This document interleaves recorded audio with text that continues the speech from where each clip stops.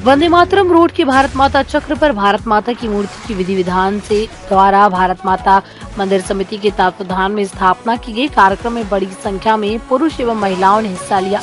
भारत माता मंदिर समिति के अध्यक्ष जुगल किशोर ने बताया कि जयपुर में प्रथम बार भारत माता की मूर्ति स्थापित की गई। भूतपूर्व सैनिक सेवा समिति के राष्ट्रीय अध्यक्ष कर्नल देव आनंद, लोहा मरोड़ सचिव भाजपा नेता प्रकाश शर्मा तथा भाजपा नेता सरदार जसवीर सिंह ने अपने उद्बोधन से कार्यकर्ताओं को भारत माता की मूर्ति स्थापना से जुड़ी जानकारी विस्तार पूर्वक दी।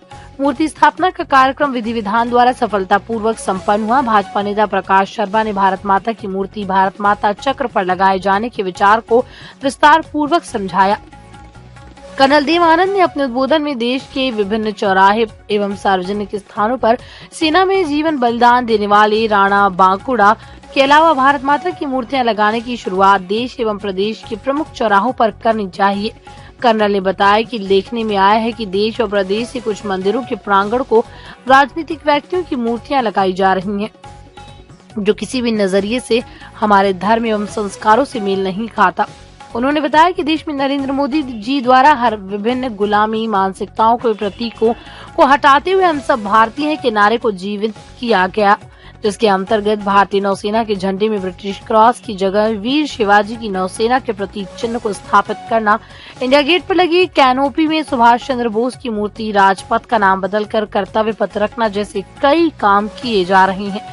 इसी तर्ज पर राजस्थान सरकार से रामनिवास बाग में सुभाष चंद्र बोस की मूर्ति लगाए जाना एवं अल्बर्ट हॉल के नाम से को सुभाष चंद्र बोस के नाम पर बदली किए जाने की मांग रखी।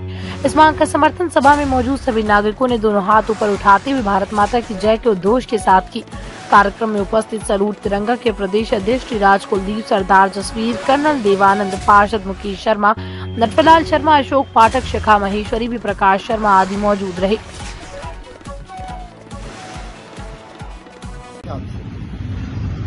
अंग्रेजी का प्रचलन अब भारत माता सर्कल के नाम से ही मैंने देखा होगा कहीं, पर भाई साहब ने जो बताया भारत माता चक्र, इस हद तक मानसिकता में गुलामी बैठी है जिसको तोड़ना बड़ा जरूरी है। उसके ऊपर बात ना हो, सबसे पहले जो आज ये हमारा भारत माता चक्र का आगाज हुआ है, मैं ऐसा मानता हूँ, उद्घाटन नहीं, आगाज इसलिए है कि यहाँ पर दो चीजों का मैं जिक्र करना चाहूंगा। आज से करीब 7 वर्ष पूर्व जब मैं सेना से रिटायर हुआ था तो मेरी आदत थी, कुलदीप जी वगैरह साथी कुछ मिल गए तो चलो सही स्थल पे चल के उस पर चढ़ा के आते। तो हम सबको पता है, भाई साहब भी साथ थे हमारे। तो वो राज किसका था वो मैं नहीं कह सकता, पार्टियां आती है पार्टियां जाएंगी, पर जब मैं वहां गया तो मुझे बड़ा अचंभा हुआ। मैंने मेरी फौजी साफा नहीं था, टोपी लगा रखी थी और मेडल लगा रखे थे, क्योंकि शायद कारगिल दिवस या कुछ ऐसा। आप भी थे भाई साहब उसमें मेरे साथ?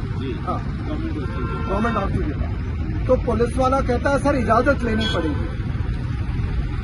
मैंने कहा भाई मेरा नाम ये है और सही स्थल पे आने के लिए मुझे आप जैसे की इजाजत लेनी पड़ेगी, मैं स्वीकार नहीं करता। मैंने कहा सर मैं मजदूर हूँ।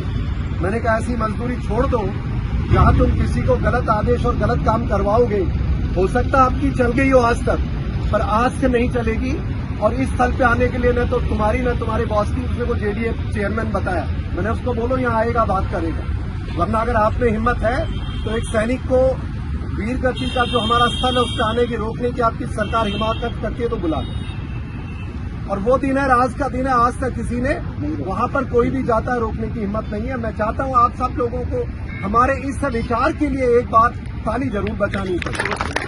और दूसरा मैंने आपको इसलिए नहीं बताया कि मेरे को इसकी चर्चा करनी थी, पर आज मेरे जीवन का दूसरा ऐसा एक प्रकरण हुआ है। जब मैं यहाँ पर आया, आप लोग थोड़े बाद में आए हैं, तो एक जेडीए के कोई युवा बच्चा ऐसे धड़धड़ाता आया जैसे कि वो जियाउल हक का रिश्तेदार हो, क्योंकि हिंदुस्तान में हिंदुस्तानी तो कभी अपने नागरिकों से दुर्व्यवहार करेगा नहीं। मैं गलत तो नहीं कह रहा हूं, जो मेरे साथ खड़े थे